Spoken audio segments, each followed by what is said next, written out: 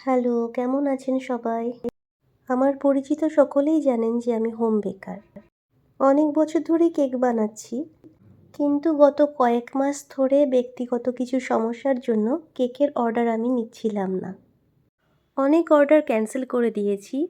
এটা খুব পছন্দের কাজ, তাই ক্যানসেল করতে খুব খারাপও লাগে বটে। তো ২ দিন আগে আবার এই কেকের অর্ডারটা আসে আর আমি আবার নতুন করে কেকের অর্ডার নেওয়া শুরু করছি। এটা ছিল একটা এগলেস অ্যানিভার্সারি কেক। আর এই অনেকদিন কাজ না করার কারণে বেশ ভয়ে, ভয়ে আমি কেকটা বানানো শুরু করেছিলাম। আর কনফিডেন্স কম থাকলে কখনোই কোনো কাজ ভালো হয় না। ১ম দিকে বেশ ভালোই কাজ এগোচ্ছিল, বেশ স্মুথ ফিনিশিংও দিতে পারছিলাম। কিন্তু যেই ক্রিম দিয়ে হার্টগুলো করতে গেলাম, তো আমার খুব একটা পছন্দ হচ্ছিল না। পুরো সেট করা কেকের থেকে এই হার্টগুলো যে আমি স্প্যাটুলা দিয়ে তুলতে শুরু করলাম, অমনি আমার কেকের ফিনিশিং পুরো বিগড়ে গেল।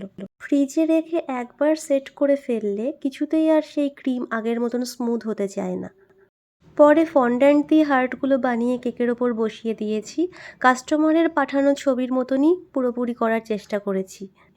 কিন্তু কাস্টমার স্যাটিসফাইড হলেও আমি নিজে স্যাটিসফাইড হতে পারলাম না।